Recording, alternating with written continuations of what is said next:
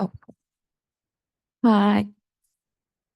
Hello. Can everyone hear me online? Just type.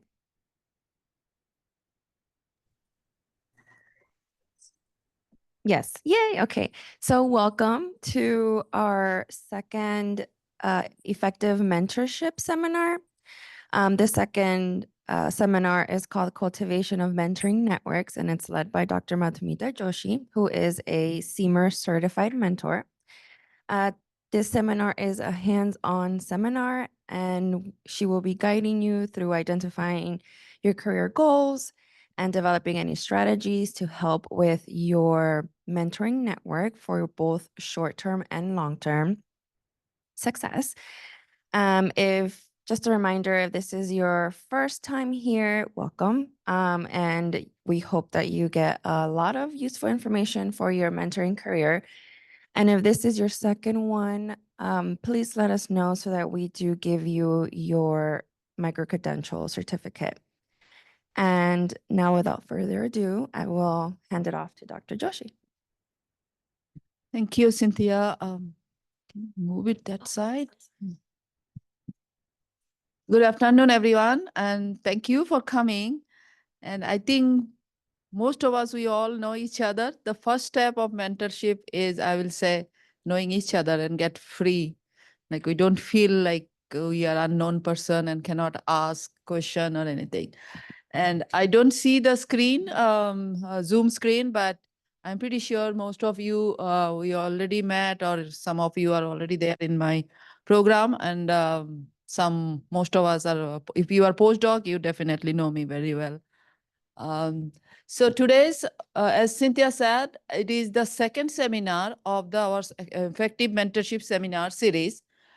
First one was the basic mentor-mentee relationship, and which was also a part of our RCR, responsible conduct of research training program. So if you attended that, you can tell us that you attended for RCR program, and it was me only and pretty much same topic. So I will give credit for that. And if not, you can take it again. We generally offer every alternate month. The second one, as stage wise we go, the cultivation of mentoring network, which is next step where you will learn how to develop a mentoring network and why to develop a mentoring network. And then third one, which is higher step when you become a mentor, especially for postdoc, PhD graduate student or anybody who faculty, junior faculty, it is entering mentoring. Like when you go start your lab or research program, how you train your postdocs or how you be a mentor. But that doesn't mean you have to be faculty. I know one of our students right here, she does TAship. So she is herself a mentor. And we are talking a minute ago that we think that mentoring, we are mentee or mentor, but it's not the truth. I feel like we are both at every same time. We are mentee, also we are mentor. We are teaching something to someone. So to say, start that again,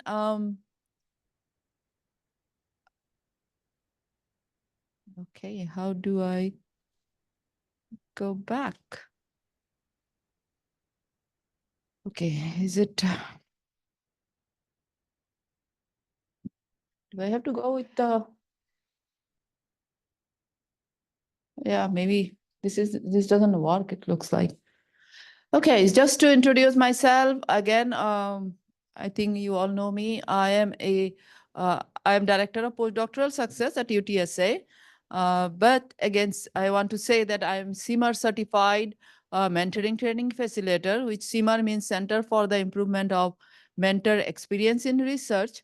So, and I also have a close to 20 years research experience from different universities. Started from Georgia University, then I was in Cornell University 8 years, and Texas A&M 7 years.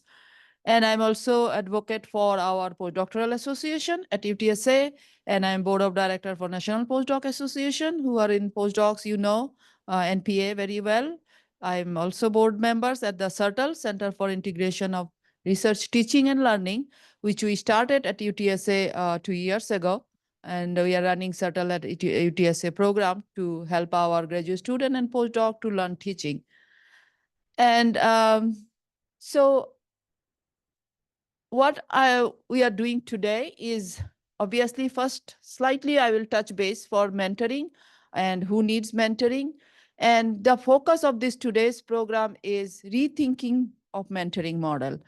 The like 20 years ago, the model we were planning, which is dyad model 101 mentor, not 101, but one mentor to one mentee model, which is now we are doing rethinking.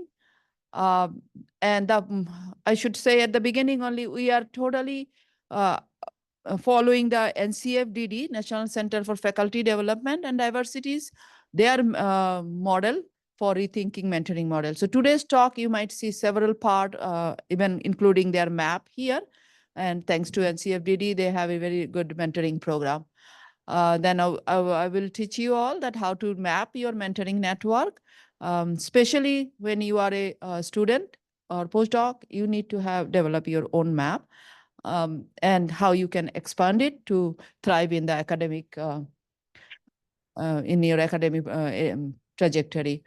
So just to give a slide ideas, because we always use these terms, very similar terms like supervisor and mentor, advisor and coaches.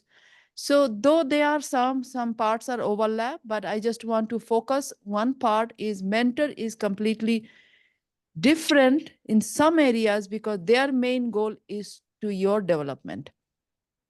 Supervisor, other hand, is their first primary job is to the work to be done. And then obviously they will help you to develop yourself. But coaches, obviously, they are specific to find out your expertise and then help you to improve that. And advocate, on the other hand, or advisor, we said, they will, if you are a master student, and I was talking to one of our students here, like, do you guys have a mentor? But when we call that we have an advisor, they are a little bit different than the mentor, because advisor will make sure that you finish your graduation program, you finish your credit, your courses, if you are doing good to go further for completing your program where you are in any universities.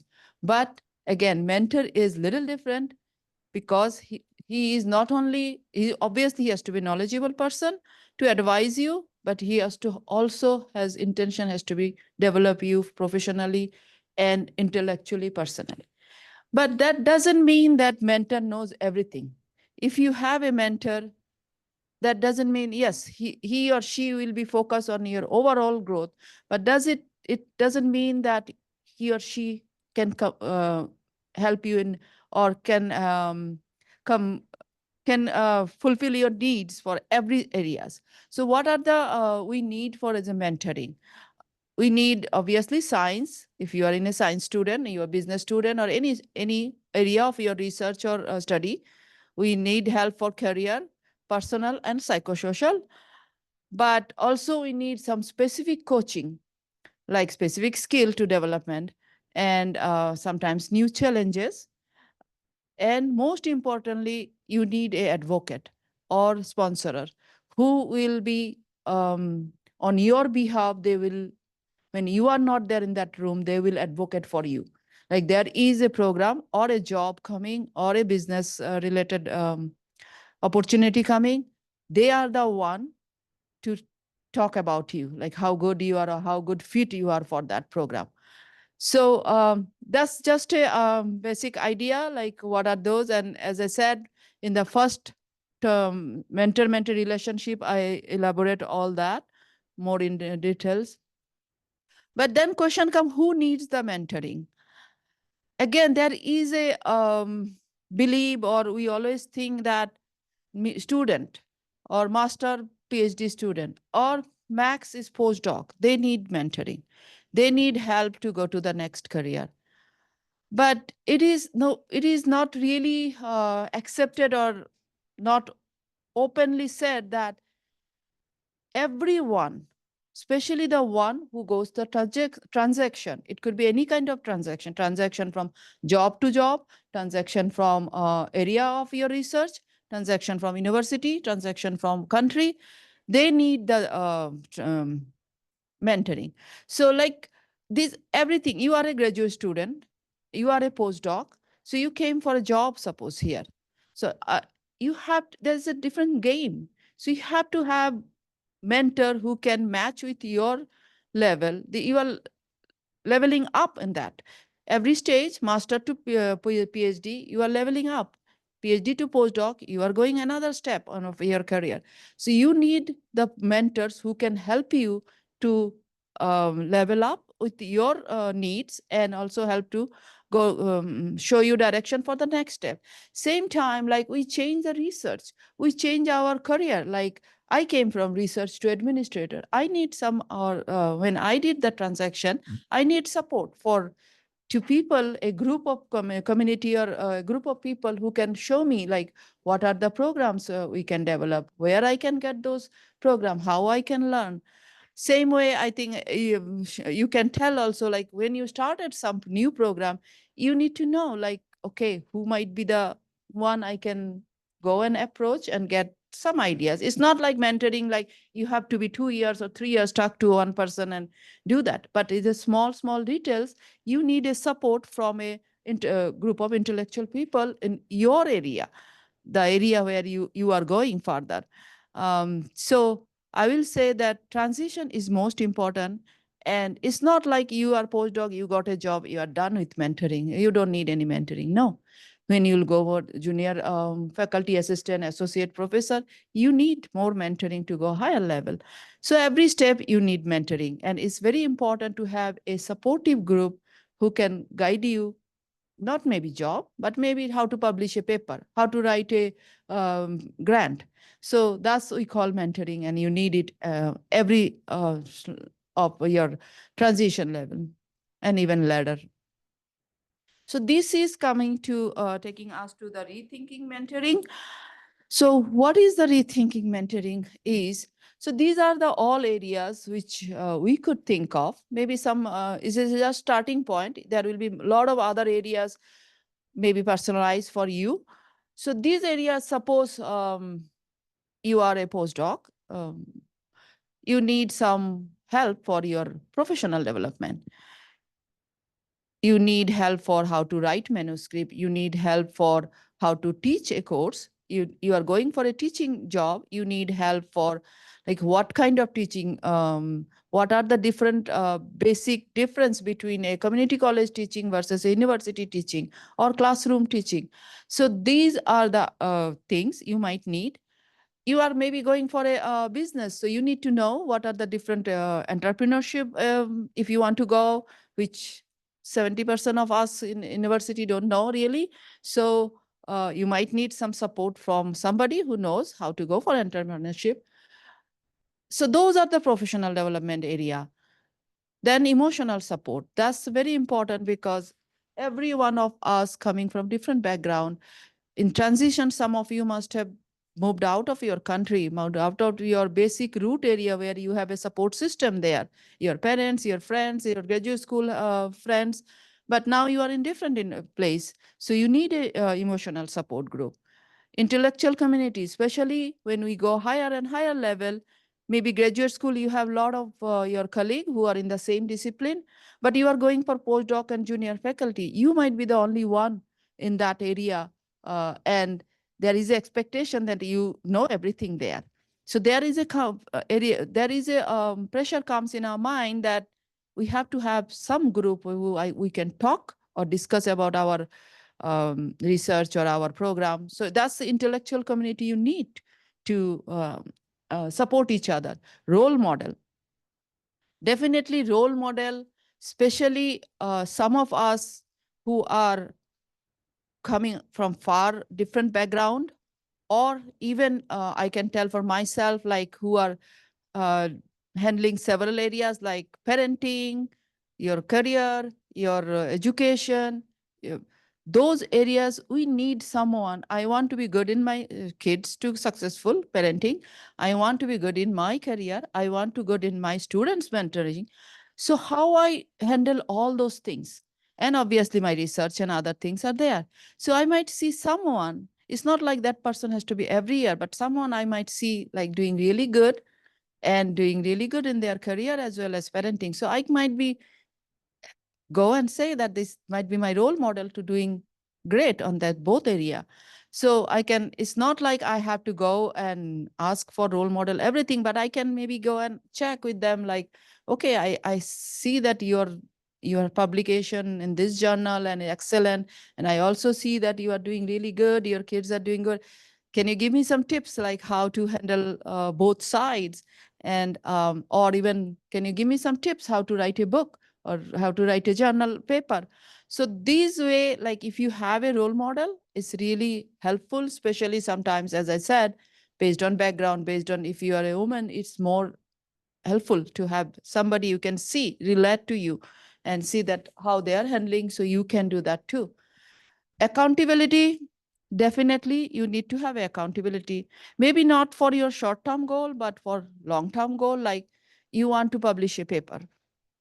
Nobody is going to come and ask you every day, are you writing your paper? No.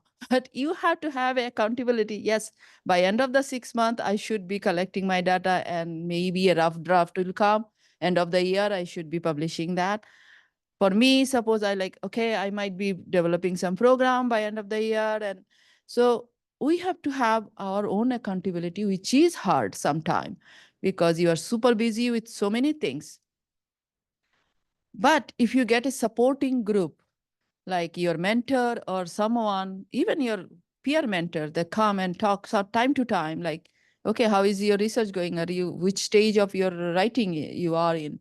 So that's we call accountability. So make sure that's very important for your own career. And so you have to have a supporting group or your mentor group who can help you in this accountability. Sponsorship, as I said, sponsorship is one of the biggest area you need mentor. And those mentors, maybe your direct mentor, maybe somebody else like your department chair. So your network, you have to make sure that your you have like your department chair, he or she knows very well your program, your work, because when she will be talking about you in a for a funding or anything, you will be not there to clarify like what you know. So you have to have build up a relation with those people in advance so that when they tell or suggest your name somewhere, they know very well what you do or how you can be helpful. So that one area, sponsorship, we consider is very much needed, especially when you are going higher and higher level. Access to opportunities. Again, this that can be anybody. You might see that in your department, some people sometimes knows most of the thing. If funding coming or any graduation program coming, how they know? Sometimes he might be considered like how they know. I never knew that there will be opportunity coming to our department. So some people has a very good connection with in their network. So they have all the access for opportunity. So you need to build that connection with them and others. So know about different opportunities for grant or scholarship, especially if you are going for a business or going for a PhD degree later, you need sponsorship. So, or scholarship. So those are the people who can give you the different opportunities, information or support you for that. And sustainative feedback. That's again, especially if you are a researcher or doing your study, you have to have somebody who can give you truthful feedback. And that has to be from the starting point. You don't want to start a experiment and go all the way data collection and writing your research paper, and then somebody told you, oh, you should have think about that experiment before. Like you already spend your whole year. So you need some good support system who can give you feedback from the very initial stage. And you have to be, if you are perfectionist, it's more important for you to make it sure that you are doing every research experiment proper way. So these are all the areas, if we can think about, we need support. There are tons of are left. But think about one mentor. Can or he or she can support you all these areas? It's kind of impossible views, because he might be good in professional development, but maybe not in as a role model, or maybe role model in one area, not in other area. He might be from academy. He will be not able to give you ideas for entrepreneurship. If you ask me, I will be not able to tell you anything about business, how to start a business. So what I am saying here is this, the previous model where one mentor and one mentee, and we still do it for our graduation study for research mainly, but that's kind of, that's why we say it is rethinking. We have to rethink about it and start making our own mentoring network. So as I said, this is impossible. So what rethinking model and CFDD was started, and I think is excellent, is uh, 2 3 more point, is why also this 101 mentor, one mentee, that used to call as a guru mentoring model. There's also is a dependency model. So there are a lot of negative of that, along with obviously positive things are there, like you can go to one person and get done everything, which is easy.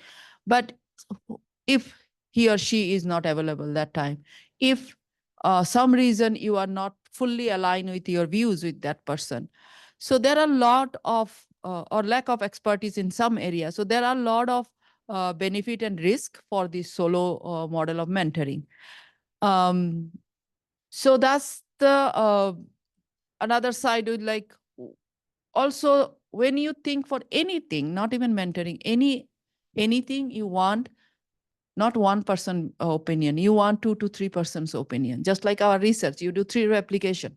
So you have to have couple of mentor or multiple mentors for any of your areas to give you support or even give you some advice.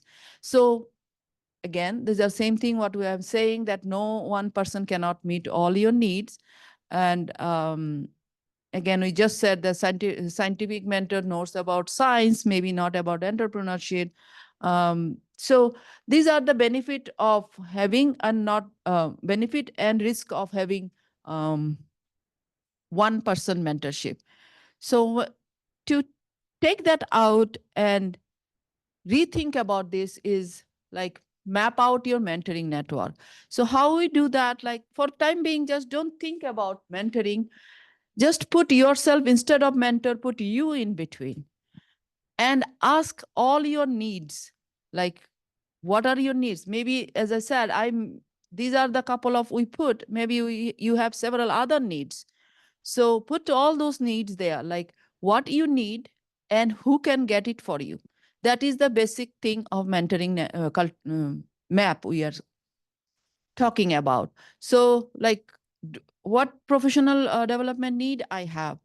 Am I going for teaching or academic career where I can get the teaching experience? What emotional support I can get? Maybe someone from your country or some similar background, friends who you will like to have some support from them. Intellectual community. Yes, you have to have a postdoctoral association. That's what we always call. Come there. So that is the best intellectual community you have to support each other. Role model. So all these areas you just ask in these 2 question is one question rather, what do I need and how can I get it? So based on that, all we do that mentoring network, rethinking of mentoring network, and we are going to cultivate our own mentoring network. So again, this is pretty same map. What from here, the map you already got there, we will start working ourselves. So here, this is same map only with some lines. You can say, see every areas you have 3 or 4 lines, and every area has on campus or out of the campus. So you have to think what we will be doing is you have your map with you and the uh, people who are attending virtually, we already shared with you the map and the um, other our worksheets. So you can go through those and you can work along with us. If you have printout, just use your printout. And if not, then just use your computer. So these lines are for, I will explain later. These lines are for to write to you. You will write there that name of your mentoring network. This is especially for current assessment of your mentoring network. So this will give you, once you open it, it will give you a think for a minute, like you might put the name for your professional development program. First thing you have to need what professional development you need, and then who might be helpful. So I might ask here if anybody wants to share, like, what do you think at this moment, what kind of mentoring you think you need, or if you are a mentor, being as a mentor also sometimes we need something, like you need some role model, you need some sponsor. So is there anyone can think of something you feel like important for you at this moment? Anyone in the Zoom, you can type in chat too. I have a question. Yes. Um, I was thinking like how or any thoughts on someone playing multiple roles in the mentoring network? Like, is that recommended or is that like, should we not do that? That's absolutely recommended, because when you will start preparing this map or filling up the map, you will see one person name might be coming several places, and which is fine, which is give you a thoughts rather that, oh, that person is helping me. Maybe you can go and thank that person. But yes, it's absolutely fine to have that person's name, maybe for professional development, maybe for sponsorship. And also, if you are talking about like one mentor, one mentee model, is still we do it because if you are a graduate student, you have a mentor for your research and other. We still have it, and we still continue it, and definitely this has a priority. But what this is, I will say the supplement, because your career is in your hand, and you need to know when if you are a postdoc, like after 2 years, when you will be applying for a job, they ask for 3 reference, any places. So definitely you have to have 3 people in your um, network who can give you reference. So that's itself saying that they are not asking you only your mentor's reference. So yeah, so definitely one person can be in different places. Okay. Thank you. Yep.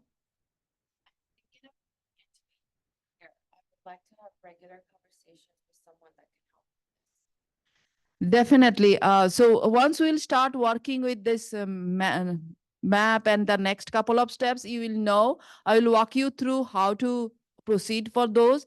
And that's again, first step is to self-assessment. As you said, you are moving, so that is your priority now. So if you are moving to new job, what kind of job, and based on that job, if you are going for a teaching job, who can help you for that kind? If you want to have teaching experience, who can help you for that? And if you want to go for business, who can help you for business related stuff?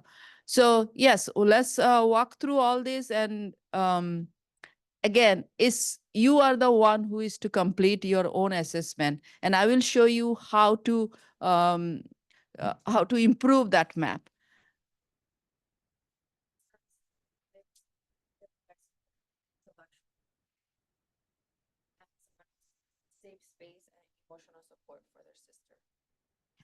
Yes, emotional support is very important, but sometimes, you know what, every mentor cannot do that, because emotional support comes first to be connection.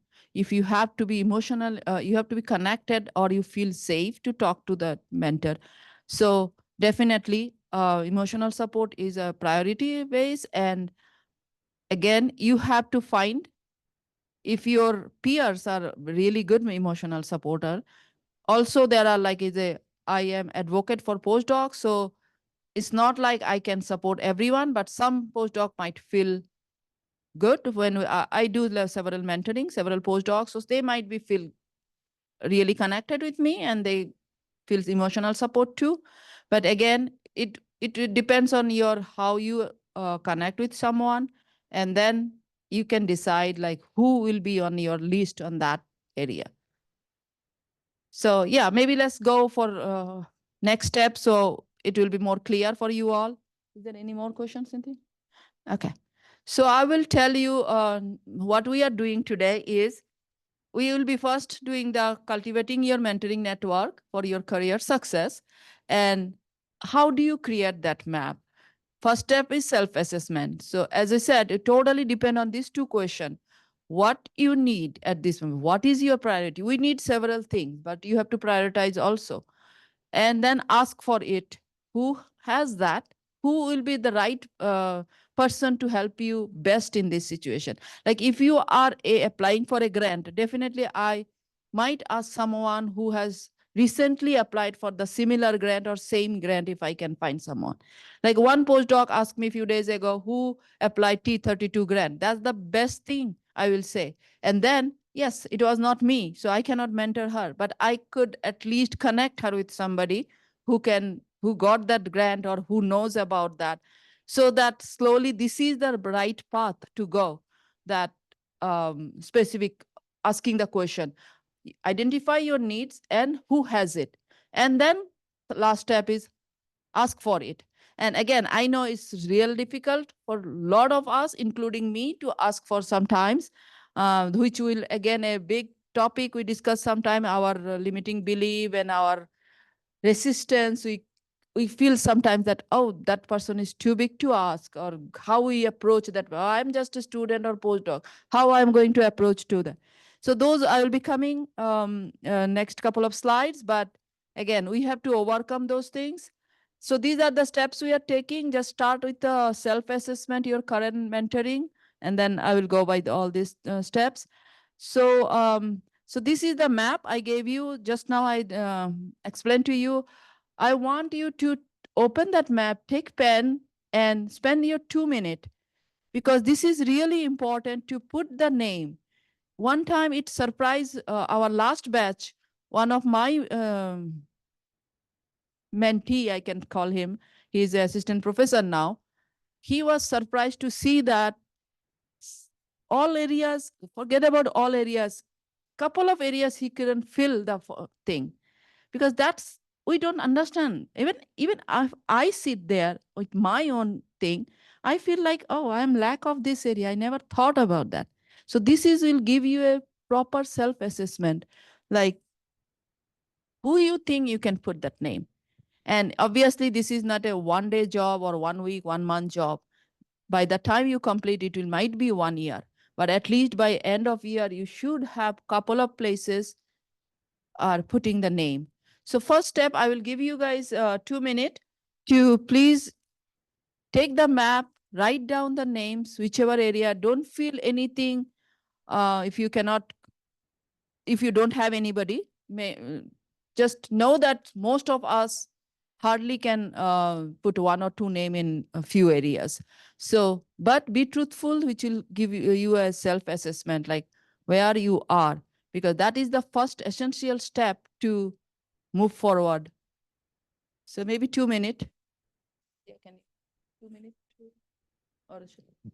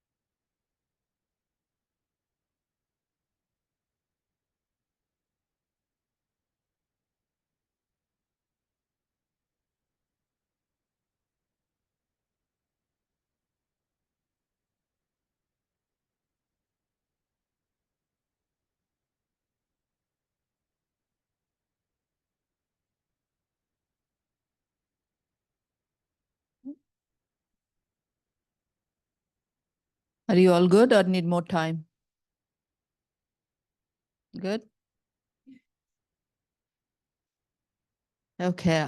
Generally it given by 5 minutes, but I was trying to rush. Yes, so this is, as I said, it's very important to write it down. When you write it down, whatever presently you have, it's not for future what you think, it's presently what you have. Because that will give you a picture in front of you, what you have at this moment. And then we'll go for the next one. So this is very simple. I will give you 1 minute to find out what is missing, which is definitely you can just a mark on your area where there is no names. But first find out your needs, most important. Someone just said that they are changing their career or going for the next job. So that might be your priority at this moment. So we have tons of needs, but just like prioritize. If you need to write any specific area, also add up based on your priority. And then just see what are your priorities and if you are missing there. If you already completed all these names, if your priority is suppose emotional support and if you have 3 4 names, then excellent. But if just mark your priorities and then mark what is missing. I will give 1 minute.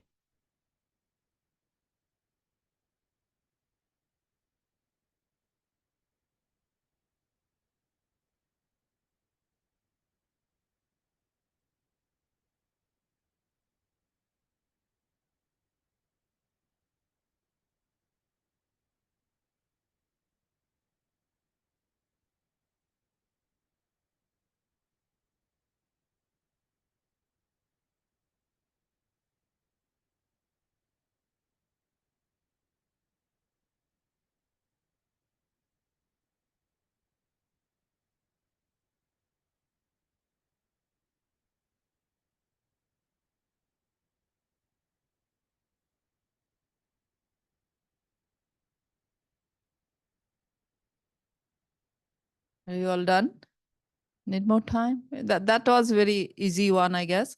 So again, priority is important and priority is different for every one of us. Maybe I am as came as a pro for when I came join here.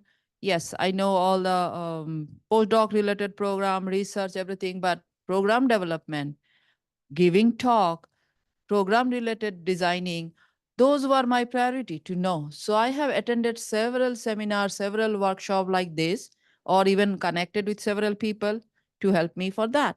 So these are was priority, and it's all time to time it change position to position. Maybe today is no more priority for me. Um, so again, this was the map. You can put it down there only. Your priority, mark the missing area. So now next step will be how to achieve your needs. So if now you know what is your current status, you know your priority, and then how you are going to achieve it. So if you suppose if you go one example, write your own missing piece. Everybody depends on your. Somebody might be for sponsorship. If you want to go for professional development or teaching, write one of your missing piece there. And you, if you don't have anyone there, then how can you do to meet your needs? What is next step? So is anyone want to share their missing piece or priorities? Anyone here? Or chat?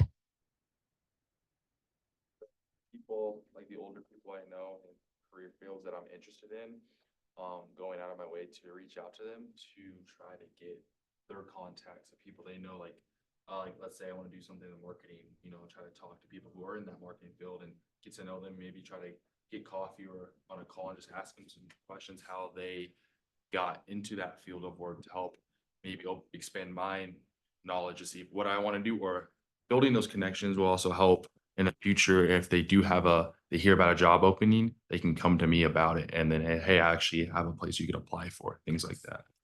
Excellent. You haven't only told your pinpoint need, but you also gave some solution. That was the next couple of point, like how you going to get that. So here, student, he said he is going for business and he is a final year business student. So he need to know who are in the marketing, or he need to explore different areas of business. Don't ask me those areas because I don't know myself, but has to connect not with me, because he has to connect to someone who knows all those area. But that someone is also will be not knowing 100% of the area, but maybe he has to connect couple of people, because he is though he wants to go for marketing, but he might want to explore the other areas. So he has to go for a email them. First, he can start from his own department, who is there, connect with them. The department people can help him or can connect him with somebody else who they know.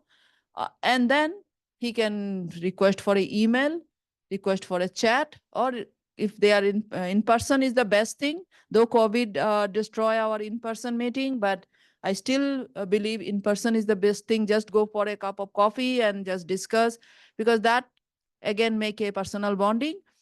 And then obviously he's not going to ask for a job that time, but later if it happens that person has, or his friend or his business partner wants someone, he will say, oh yeah, I know a young fellow, he was very enthusiastic, came to me, he will recommend.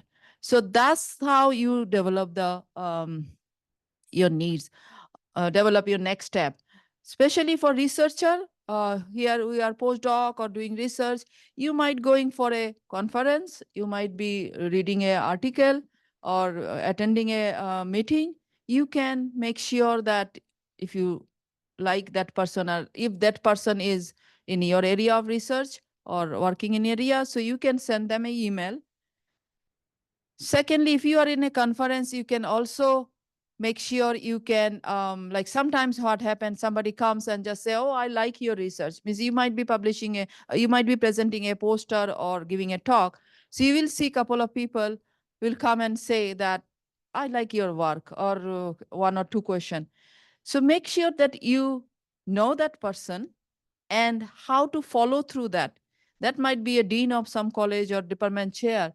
So if you know that person was interested for your work, make sure you know that person. And further, you can just say, okay, yeah, I know that we barely get a chance to talk, but I would like to have your feedback or opinion about my this part of work or anything like that. So make sure you put a step ahead to fulfill your needs here. There are several other ways, like most of the times, postdocs come, if they come to me, being as a mentor, first thing I want to declare that don't say that I know everything. Straightforward, I say, I cannot help you for this part, but I will try to connect you. If I know someone, I will try to connect with somebody. And if I can support you for few things, yes, definitely I will do. So this is like a chain reaction. You will get one person to another. And that's how, if everybody helps each other, that's the best environment we can think of to survive in this academic area. So there are several ways. And the next is a connected like way, like what are the strategy you should take. I just explain one thing. If you, most of the graduate student, postdoc, you all go for a conference, that's the best thing. Do study before you go to conference. Who are the people of your interest are coming to that conference? When is their talk? Even email them in advance, like, can I meet with you, have coffee for 5-10 minutes, or what time I can talk to you? So that's the best way we know that you do when you go for a meeting, to connect with someone. And then another thing, like, as I said, that suppose you are writing a grant, you have to first figure it out who has the resources who can help you in the same grant writing. So if you know that, then you can look for the how I'm going to meet. And believe me, it's no, yes, we all are shortage of time, but here you have to be a little bit specific. You are not going to go and talk to them saying that, oh, can you be my mentor? No. So because it's everybody busy. But same time, if you say that I am writing this specific grant and I know that you just submitted this grant, can I get your 15 minutes to help me to step-by-step process? And I just recently did it a month ago to one of our grant office colleagues saying that I'm submitting a grant and I need, can you chat with me 15 minutes? I need exact procedure, UTSS procedure, because I never did through it, UTSA. So everybody will take out their 15 minutes. And that's also we call mentoring because it's help. So this is the way you have to be very specific. So this area, I would like you to strategize like what you think you can do. Just give, I will give you a minute or two to see how you can, what you can do, what resources you need, and then approach you think you can take.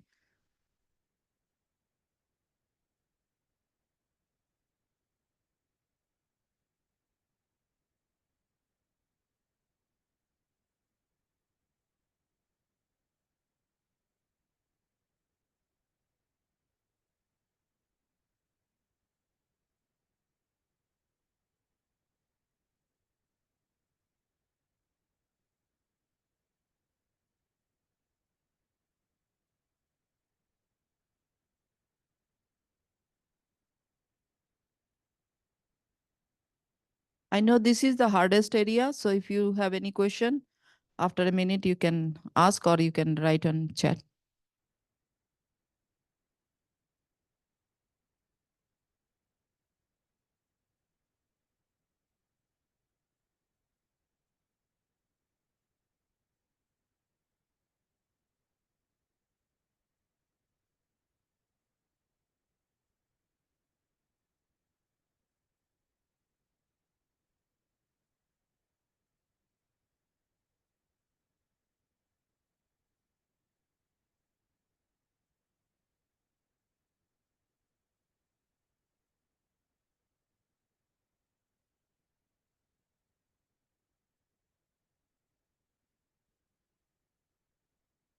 You should have done that.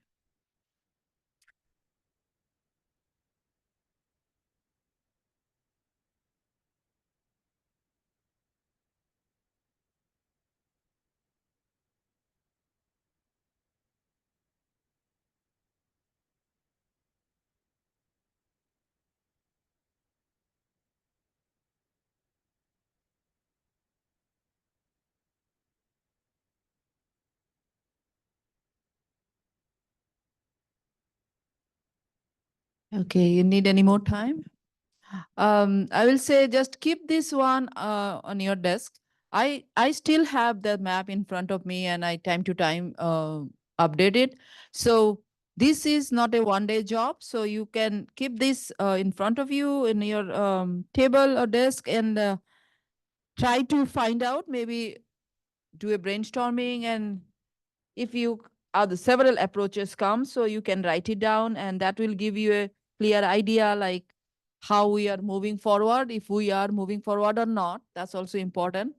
As I said, one of postdoc, he, when he did that his map first time, he was so surprised that um, most of his areas was empty, and he was like, no wonder I am struggling and tired of with a lot of work. Is it's like, and he was like, oh, my colleagues are, that time our last meeting there were group two or two together, we were sitting and they were helping each other to find out those approaches also. So sometimes it's good to have your friends to looking for that, okay, how I'm doing that. So he was like, my colleagues has kind of full of the map. I like, it doesn't matter because it's everybody different. But yes, so make sure you keep it in front of you and keep updating it. So next step, we will be going for the step 5th is our beliefs. Sometimes those beliefs or our habit or whatever you call it, which are become resistant for this process. Specifically, when we are young student, or we feel like he or she is too renowned for me to go and approach. And believe me, every faculty, every higher level authority here love when students approach to them. You can come, especially student, maybe one time, not other administrator can go, but student first priority for any of the faculties or any of the administrator. So make sure that don't think he's too renowned to reach. Yes, maximum what will happen, he will say that we don't have time for this week, maybe next week, that's okay, because that's what expected. Or maybe no, maybe they will say no. But what you are losing? But if you don't approach, you are not gaining anything. You are losing 100%. If you have a role model, or if you want something from someone to talk to, just talk and approach to them. You gain it, excellent, but you are not losing anything. So sometime obviously self-complex come in between. I don't know anything, I'm too small, or what I know, so to go to that person, we feel like shy, or so again, these are all just our beliefs. Remember that if we don't get over all those, it will be hard for us to go forward, not for only for developing this networking map, but that's the you are developing your community, social community, intellectual community, your business community, professional community. For researchers, sometimes we think, oh, my work is not good enough, so even till last final stage we don't send our paper to other faculties, to thinking that for a review, we think, oh, it's not good enough, not written properly. But that's okay. We just get over it and go through that. Rejection is fine. It's nothing to feel that bad. But if you don't try, you won't get it. That's 100% sure. Um, Again, sometimes we say, oh, they don't have time, or even we say, I don't have time. I'm super busy at this moment. I have 3 courses, or I have exams and all these things. But yes, you might have this week busy. You don't have to go to this week, maybe not this month. Make an appointment for next month and make it in your schedule at least. Because if you don't spend time for yourself, then it is hard. Nobody is going to help you unless you ask for it. So make sure you spend this much time, just like you are spending your 10 hours or more for your every day for your education part. But this is maybe half an hour spending, or an hour spending in a week, to make sure you are communicating with them. Again, don't get afraid. Again, I know so many times, especially master or bachelor degree student, we are like kind of imposter feeling that we cannot talk. And think about that, it's not only you student, even us also. Whenever you going for a higher authority, you feel like kind of pressure from inside. So just we have to get over it. Um, and maybe somebody will say, I don't know where to start. I have so many things. Start as a small step. First, that's what we said, just look for what is your priority, need, and then go from there step by step. And that's what the map you have to keep in front of you, which will help you writing. And that will give you a current assessment, like what you need. And then 3 action I want you all to take this week or maybe next, like what you could take. Just put this paper in front of you and see what are the action I'm going to take this week. Maybe I will email someone which I want to communicate.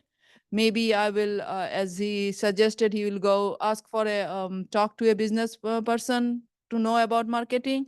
Maybe you will join a informational interview where you will learn about all the business related topic. Or maybe you are talking to somebody directly, going, taking that, okay, can I have your mentorship on this specific area? So yes, so make sure you take 3 action in this week, and then step by step you can improve it yourself. And hopefully by 6 months, when we meet next time, you will get this whole map. At least I will say your needs areas will be covered by 1 or 2 people. By end of the year, I request all graduate student or postdocs or anyone to make sure your needs areas are covered. So at least that should be your goal. By end of the year, my mentorship map will be ready. That's give you such a confidence and power from inside. Like if I need, I have someone to ask. That's the whole thing. And I told before, excuse me.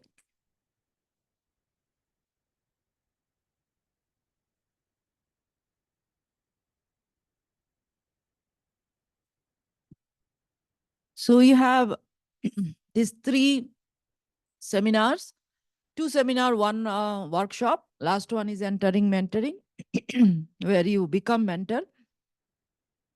So if you attend two of those, first seminar, you get a micro-credential badge. And last one, you get a special certification for SIMR certified mentorship. So if, some of you already maybe attend, if some have not, I think it will be next to next month. Again, it will be coming, so you can attend that. And then last, I, as a postdoctoral director, I do one-on-one mentoring to all postdocs, and also some graduate student and master students come, and anybody can come for helping, because again, it's all different for person to person. Their needs, their individual development plan, their different areas of their like job search, interviews, their depends on their nationality. Sometimes the international people has different needs. So if you need any time, feel free to email me, or you can go to the calendar and book a time. Um, and all postdocs, you are all know that our association is main one, where we all connect with each other, and then I'm always there for you all whenever you need. Um, and yeah, last, thank you all, and we love to have any question if you have, and also a survey to make sure we improve our program and you liked it, and obviously for your credit for the micro credential. And if anyone has any question from virtual as well as here.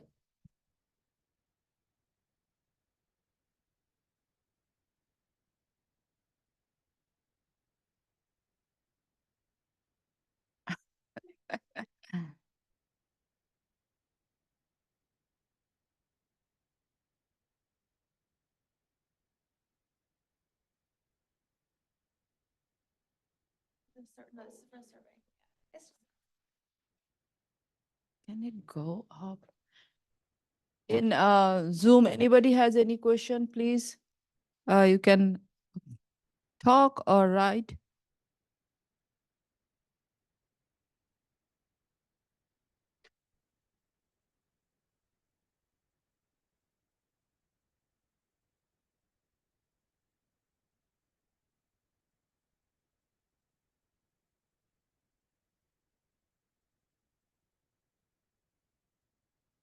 Even I will suggest you all, if you need to communicate someone, that's just like a, just you can say that giving this seminar as a reference, like, oh, we went for this seminar and just learn from there, and I want to reach out to you just to see if I can have this help, and that's fine. Sometimes also it happened that, it my case, it happened that I have a mentor, and slowly I couldn't cope up with like every 3 month to meeting, and now I'm always thinking to go back, say hi, but it's like, oh, it's almost a year I didn't go. But don't feel that way, just write down saying that everybody knows everybody busy, so just make sure like, okay, I just want to connect with you. Nowadays, LinkedIn is the best way to connect, but same time, one-on-one connection is way better. So you can ask question anytime you want. And especially postdoc, I always ask you all that come meet one time, or if you know, then it's easy to talk later. And after that, whenever you need, just chat, because we all have chat, Teams chat, just ask question whenever. So many of my postdocs just ask question whenever they need, like, I'm stuck for this, what to do, or this. You don't have to have big appointment for that. Okay, if there is no